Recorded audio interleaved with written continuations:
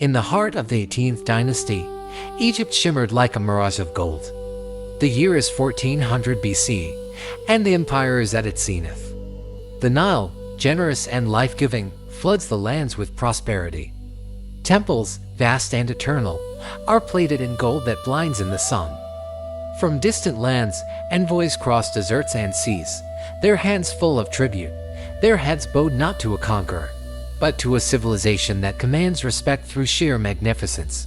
This is the reign of Amenhotep III, a time of unparalleled peace and abundance, but behind the grandeur of the pharaoh, a power was stirring and seen by the world, yet destined to shape it. From the provincial town of Akhmim, a woman of uncommon intellect and presence emerged. Her name was Tiye. Though not born of the royal bloodline, destiny had chosen her for a role far greater than her station. In 1398 BC, she became the great royal wife of Pharaoh Amenhotep III. This was no mere ceremonial union.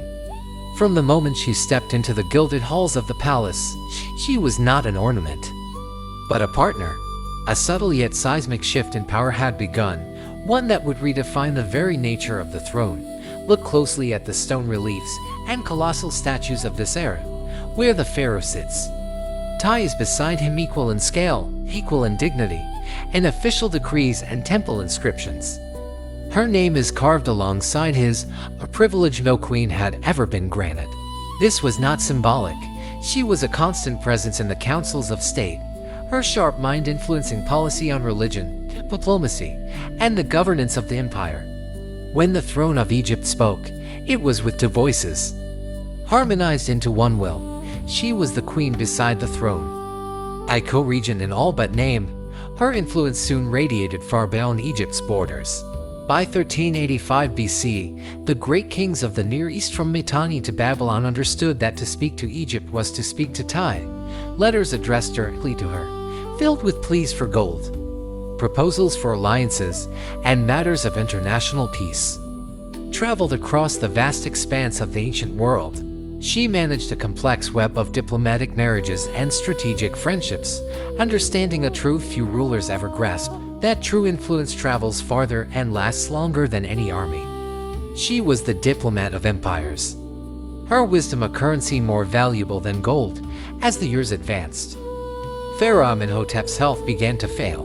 By 1370 BC, as his light dimmed, Tiye's authority only grew stronger, more essential. She became the stabilizing force of a vast and complex empire, the guardian of its traditions and the keeper of its delicate balance. She ruled not from the throne, but through it, her power quiet, precise, and absolute. While the pharaoh's name commanded obedience, it was Tiye's judgment that guided the ship of state through the currents of time. She was the shadow that ruled the Golden Age. Her legacy extended to her children, most notably her son, Amenhotep IV, who would later become the revolutionary Akhenaten. As he prepared to unleash a religious storm upon Egypt, Tiye stood at the crossroads of tradition and upheaval. She was his guide, his counsel, and often his restraint. Her wisdom was the anchor that sought to temper the coming chaos, a steady hand attempting to balance the old world with the new. Then, around 1338 BC, her presence fades from the historical record.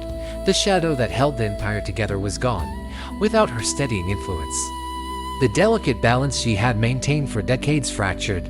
Religious turmoil escalated, the court splintered, and the Golden Age began its slow, inevitable decline. The loss of Queen Tiye was not just the death of a woman, it was the end of an era. Look upon her statues today, and you will see a face of calm, watchful, and eternal authority. Tiye was never crowned pharaoh. She never held the crook and flail. Yet she commanded kings, shaped an empire, and guided the course of history from the shadows. She proved that the greatest power does not always sit on the throne. Sometimes, it stands beside it. She wore no crown of kings, yet empires listened when she spoke.